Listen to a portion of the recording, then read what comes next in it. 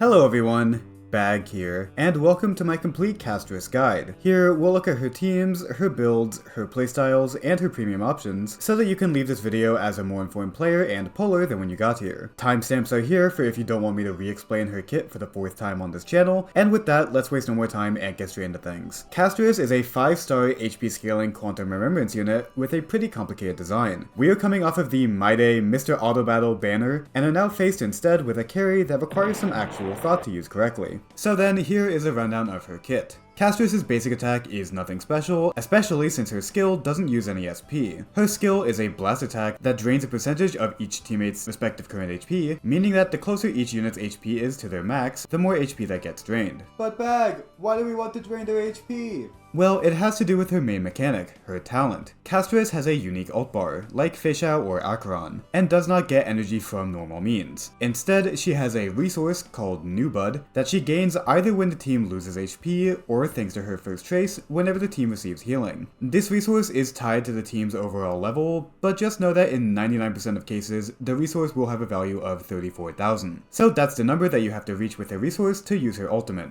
with you getting one of this resource for every HP lost or gained by your team. Note that with the healing part of this talent, there is a max amount of charge that can be gained from one character in an instance of healing. Action here means any action, not just a unit's turn starting, which is actually something I got wrong in my Castorice teammate tier list. So just know that AoE healing, or consistent spread out healing, is more effective for Castorice's charge than slow single target bursts of healing. The talent also has a damage passive, where teammates losing HP gives her and the dragon damage percent, and this will have 100% uptime like no matter what. So like with a lot of carries, it's just free stats that you don't really have to think about. Using Castorice's ultimate summons the dragon, Netherwing, where a couple of things happen when it is spawned. Firstly, the dragon gets action advanced by 100%, so it'll act whenever she ults, assuming it's not currently someone else's turn, and also the dragon brings with it a field that decreases the enemy's ult type respan by 20% for as long as the dragon is alive. So then, what does this Netherwing dragon do? Well, let's first go into some basic properties. The dragon has HP equal to the New Bud resource, so again 34,000 in most cases. But all of its attacks scale off of Castorice's HP rather than its own, so there's no worry on its damage being unscalable with it having a static amount of HP. The dragon has a set speed of 165, and it has a duration on the field of 3 turns, after which it is forced to disappear. These 3 turns also includes the 100% action advance that it starts with, so it really only has 2 turns on the actual action bar after the initial turn that it's summoned. While the dragon is on the field, anything that would give Castorice charge, so the team losing or getting HP, instead goes towards healing the dragon. To reiterate, Castorice cannot gain charge normally while the dragon is on the field. Her New Bud resource goes into either summoning or healing the dragon, never both. On the dragon's turn, it can do 2 things, either a swipe or a breath attack. The swipe is a bog standard AoE attack that ends the dragon's turn, but the breath attack is also an AoE attack that doesn't end the dragon's turn, and can be spammed as many times as the dragon can. This breath attack consumes 25% of the dragon's HP, and if this breath attack is used when the dragon is equal or below to 25% HP, then the dragon leaves the field early with an exit attack. This exit attack is a 6-hit bounce attack that also heals the team, although it should be noted that this heal does not count towards Castorice's charge, as she only starts getting charge after the dragon's exit turn is completed. So back to during the dragon's turn, the choice you have to make is how many breath attacks you use before ending the dragon's turn with the swipe attack, with the added option of exploding early by spamming the breath attack until you can't anymore. To clarify, due to the dragon's 3-turn field duration,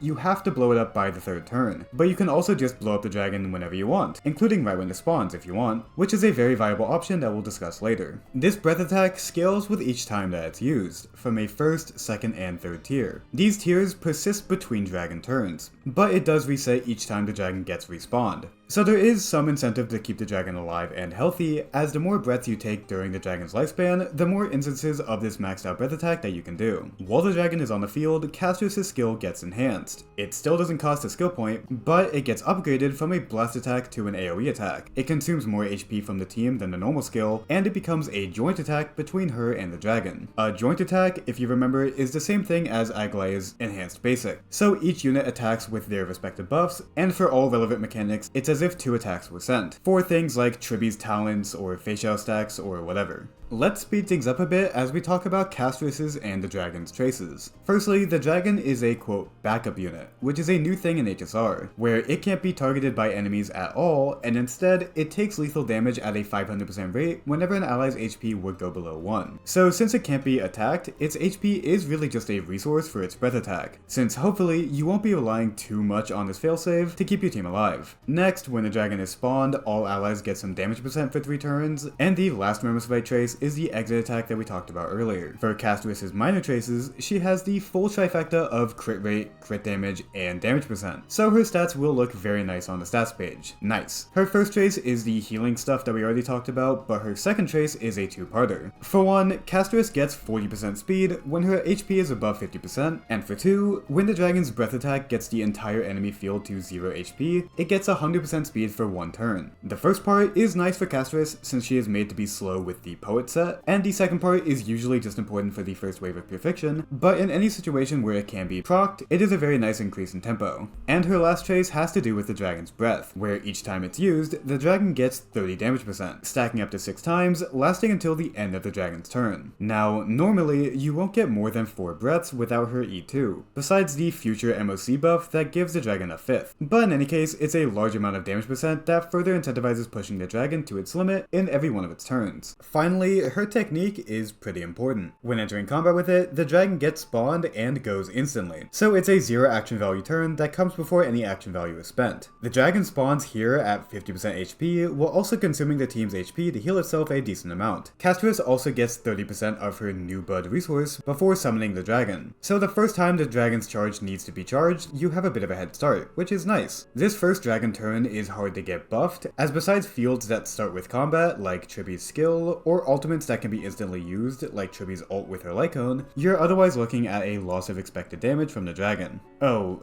Yeah, she also has this revive that's attached to her that affects your account globally after you pull her. This revive works in endgame game modes, whether or not she is on your team, so have fun with that. How it works is that if an attack defeats any allies, all defeated allies get revived for 1 turn at 1 HP. If they get healed or shielded by their next turn, they stay alive, but otherwise they go back to being dead. And this effect can only be procced once per fight. So it's not that impactful for sustainless teams, unless if that 1 extra turn is the difference maker in your clear, but the general idea of this being in the game is pretty stupid. There are 1,000 discussion videos about how bad this mechanic is for the game's health, so for the sake of the pacing of this video, I'm just gonna move on. I wouldn't really say that there's much of a skill priority with leveling, as everything should be leveled besides her basic attack, but with the dragon doing the vast majority of the damage, leveling all of its Mermicide talents first is ideal. Then the talent for the large amount of damage percent that it gives, followed by the ultimate just for the scaling of the dragon's res pen, and lastly Castorice's skill. But again, even though her skill is low here, you should still probably max it out. She is a carry after all, so squeezing out as much damage as possible is the name of the game here. Okay, so that was a lot of yapping on how her kit works, so you might have a lot of questions on how to actually play her. The only solution to these questions is more yapping, so here we go. Castorice's main gameplay loop is accumulating as much of her charge as possible to further her game plan. She either wants to charge up her charge as quickly as possible to summon the dragon, or she wants to ensure that the dragon is as healthy as possible when it's actually on the field. The main thing that you want to consider with this is that you want to waste as little resources as possible. Healing the dragon when it's already at full HP, or waiting too long to pop her ultimate when it's fully charged, will harshly lower her damage tempo. Instead, you want to act proactively in pushing the dragon to its limit, with the primary method of this being exploding the dragon early. If you explode the dragon early, you get to benefit from the large bounce attack damage from its exit attack, and if you can then get the dragon back quickly enough, its 100% action advance that it gets when it spawns can make it outpace its natural 165 speed. Think about it like this: if you do 3 breath attacks into a swipe, you need 75% charge to heal the dragon enough for it to do its full damage its next turn. If this amount of charge is very easily achieved by your team, then exploding the dragon instead, and producing 100% charge to spawn the dragon back, will lead to more dragon turns over the course of the fight. You do miss out on the dragon's breath attack scaling being carried over between turns, and you won't be using Castorice's enhanced skill as much as you normally would, but if you can respawn the dragon enough times, then it's generally a very large damage increase. I went over basically all of this in my Castorice teammate tier list video, but essentially, here are the guidelines for when you should not explode the dragon. Keep the dragon alive when your team can't charge your dragon back fast enough for it to be worth it, your team has a lot of buffs that can't be quickly applied back to the dragon, the bounce attack in this moment is not worth using, like for example if there are enemies that you don't care about damaging, versus if the boss is single target and will then take all of the bounce attacks at once, and if the dragon gets the 100% speed from its trace. The default idea is that you want to explode the dragon whenever it is feasible. In most teams, you should be spending 1 to 2 turns with the dragon per lifespan. The main factor that determines this is your rate of charge, which depends on the team. Castorice generates a very large amount of charge through consuming the team's HP on her turn, so teams that push her forward, like with a DDD or Mem action advance, can help a lot with the team's charge. On top of this, healers that work off of the team's actions, like Luocha or especially Gallagher in AoE fights, can generate a ton of healing through multiple hits, with the largest synergies here being with Mem and all of its attacks, or Tribi with all of her AoE hits. On the other hand, teams with Sunday, Sparkle, or Bronya don't want to explode the dragon nearly as often, as every time the dragon spawns, they need to reapply all of their buffs onto it. To clarify, RMC's buffs apply to the dragon when it spawns if the buffs are already on Castorice, but this does not apply to Sunday or anyone else with single target buffs. These teams that are dependent on buffs being reapplied generally have a lower ceiling of potential, as the dragon is rather tied down to the turns of its allies to deal its maximum damage. But the likes of Sunday can still do very well just due to the raw, insane damage amping that he provides.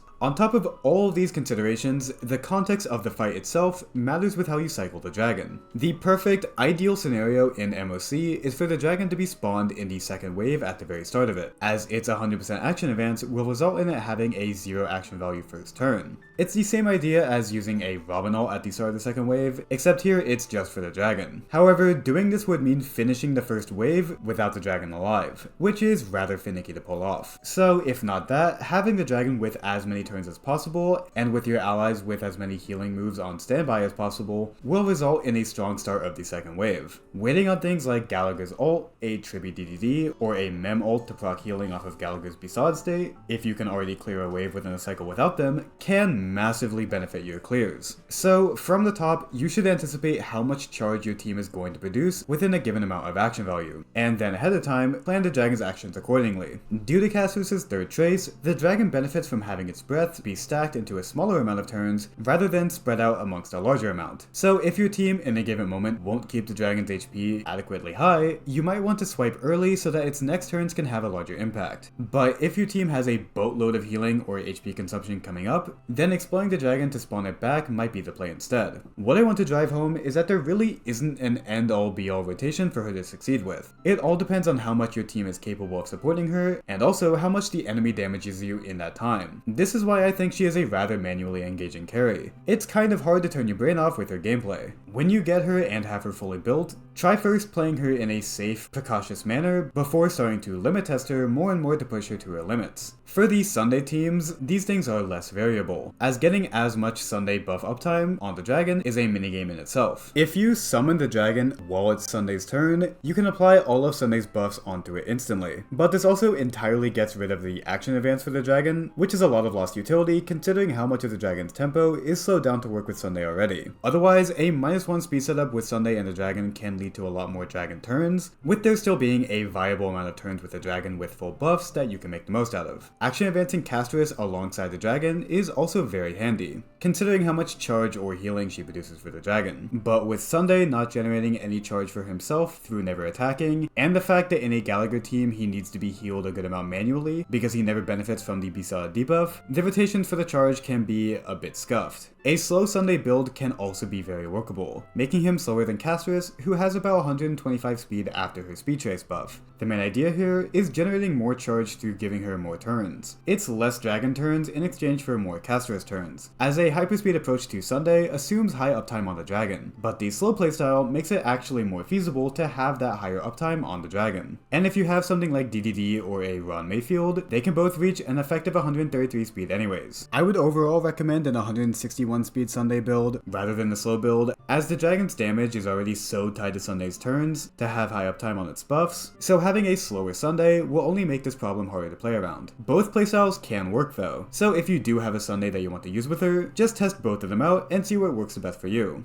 Quick plug to ask to subscribe to here on my Twitch. These videos take a lot of effort from me, so if you'd like to see more of the fruits of my labor, then stick around for my coverage of future units. My goal is 10k subs by the end of the year, so I'd love if you help me reach that goal. Alright, back to the vid. Getting back to things, let's next briefly discuss Castorice's pros and cons as a unit. These can be a bit binary depending on their overall strength, but well, that goes into her first pro, which is that you should not be worried about her strength as a carry. I'm confident in saying that she will be in the top 3 carries for most if not all endgame content right now. Of course depending on the given endgame rotation. But still, her ceiling and floor for damage are both properly high for an anniversary unit like her. She's not utterly broken, but I would say that she is above Maide in terms of strength in my eyes. She also does have some relatively cheap teams, which kind of reminds me of Firefly when she first released, where her cheapest and most optimal teams are really just one unit apart. And finally, at least in my opinion, she looks pretty fun to play. I'm always partial to more manually engaging carries, so Castorice's dragon mechanics are very appealing to me. So then maybe they will be for you too. For her cons, she is rather tied to her AoE niche to be at her fullest potential. Yes, she can put in work in single target portions of fights with the dragon's bounce exit attack, but she is basically an erudition unit at heart, which then gives her a similar set of limitations in endgame combat. This is also with the sense that as an honorary erudition unit, her purification performance is just good. Not amazing as you'd expect from someone in that path. And while her team options are rather flexible, her Lycon options are not, as we'll get into later. So she isn't completely in that herder tier in terms of cheap cost. And for her last con, well, opposite to the My Day video, if you do enjoy turning off your brain for your carries, then Castorice is probably not for you. And as we've seen so far in showcases, her auto battle is a bit scuffed. Although this, like with everything else, can be refined for her actual release. Okay, that's the bulk of the theory crafting yap of how to play her. Now we get to the easier part of the guide. How do you actually build Castorice? First, gear. Her relic set is really easy, as you should never not use the poet set for its insane damage amping. Since the dragon is the majority of her damage, and it has a set speed, building speed on Castorice doesn't really make that much of an impact. Even in stuff like the previously mentioned slow Sunday build, he instead just slows down to be slow with her instead. For the planer, the obvious set is Bone Collection, as it was literally made for her and My Day, as if you need reminding, Banana Amusement does not give its crit damage to the Memosprite for some reason. But one boon from Bone Collection is that HP is generally just very nice for Castorice, as the more HP she has, the more she consumes with her abilities, since all of her draining is percentage based rather than a flat amount. Her kit also has a lot of damage percent in it, from her talent, her trace, to her minor traces, so generally the recommendation is to run triple HP on the variable main stats: HP boots, HP orb, and an HP rope. But if you do have a good quantum damage orb, then it can be workable as well. As usual, it's a small damage difference anyways, so substats are the real end-all be-all. This same line of thinking also applies for her body, where crit damage is ideal, but if you have cracked substats, HP can be competitive. But still, don't aim for it unless if it just happens to fall in your lap. On this, the main subsets to look for are of course crit rate, crit damage, and HP percent. And it might also be nice to get some speed substats to get her as close to 95 as possible, as this makes it more feasible for small speed increases from her team to get her to an effective 133 speed. While using the Poet set, her base speed should be at around 87, meaning that 2 to 3 speed substats are the limit before she loses the main set effect. I should also mention that she might have a hard time with not overcapping crit, with 5 at base, 18 from her minor traces, 32 from Poet, 12 to 20 from the superimpositions of the Battle Pass Cyclone, and 10, 20, or 30 depending on if she is using RMC Sunday or both. Yeah, she might hit 100 a lot earlier than you might think. So, as always with stuff like this, HP percent and crit damage might be more impactful in the long run. So you should aim for 85 to 95% crit rate before then going as high into the other stats as possible. For light cones, well, this is where she is a bit strapped for options. Her worst choices are, no surprise here, her free-to-play options. Victory in a Blink gives some crit damage, and Memory Curtain Never Falls has a higher base HP but with a very tricky speed stat. Above Superimposition 2, it undoes the speed decrease from Poet, making it her worst option by far. There is also the 3-star option Reminiscence, which is a bit tricky. Not only does it have a low base HP, but the stacking mechanics wants 4 turns from the Memosprite, which the dragon will never give, especially if you explode it early. So out of these, Victory is the most workable option here, but that's not really a good sign at all. The next option here is actually Bailu's signature. Yes, this Abundance Lycone is actually usable on her, for no other reason than its high base HP, as it's actually the same base HP as Castorice's signature. It has literally nothing else going for it, but just by its small, and by small I mean 1, quantity of merits, it's her third best option. Her second best is from the Battle Pass. It's marginally better than Bailu's signature at rank 1, and this is extended even more so if you refine it, and if you manage to not overcap your crit. And then, at the top, there is her signature. On top of just having the usual 15 to 20-ish% damage over its competition, it also gives her an action advance whenever the dragon despawns. Not only does this serve as another solution to her speed being below 133, but it also can push her to further thresholds depending on how much you summon an exploded dragon. For example, 4 dragon explosions would total to a 48% action advance. That's half a turn that she would just get out of nowhere. Now, it's not really like Castorice's turns are the most important part of her damage or anything, but it is important to getting more charge.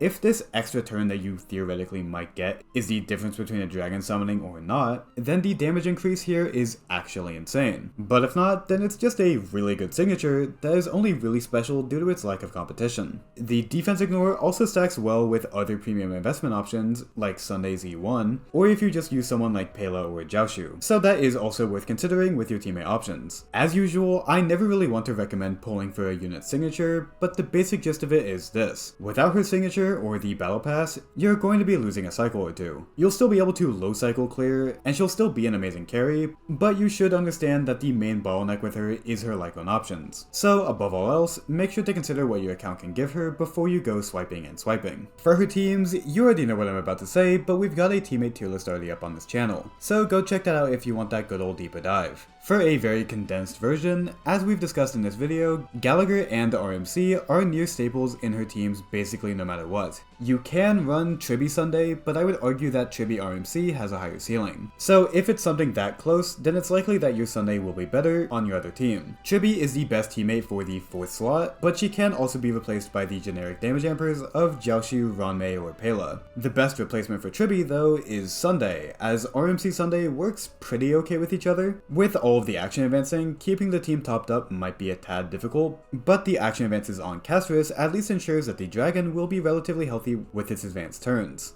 You can also replace Tribi with the likes of Sparkle, Bronya, or Silverwolf, but I wouldn't really recommend any option other than the cheap Pela. So unless if you just want to use your favorite units, let's just keep things simple as we move on. If you want to replace Gallagher, Luocha can be a good replacement in game modes with either a lower enemy count, or when his debuff can have shaky uptime, like in Pure Fiction where the enemy is constantly being cycled. He is generally the more comfy option, but I wouldn't call him better, at least in my opinion. Linkshaw is definitely the 3rd best option with her consistent AoE healing, followed by Bailu, who gives max HP and some damage percent in her Eidolons, and finally Lynx and Natasha are there as generally undesirable alternatives. The impact of a sustainer here is more felt than in most other teams, since the amount of charge that Castorice gets is pretty directly tied to how much the dragon can dish out per cycle. So I would say that if you can fit Gallagher or maybe Luocha into this team, then I would say that that's generally recommendable most of the time. Lastly, you can also use her in a sub DPS team with the likes of Blade or Maide, but these teams are generally slower than her hypercarry equivalents. If you want to give your Blade a method of clearing way faster than in his hypercarry setups, then attaching him to Castorice is a good way of doing so, but just keep in mind that Castorice will be weighed down a bit by carrying him. Finally, let's go into her Eidolons,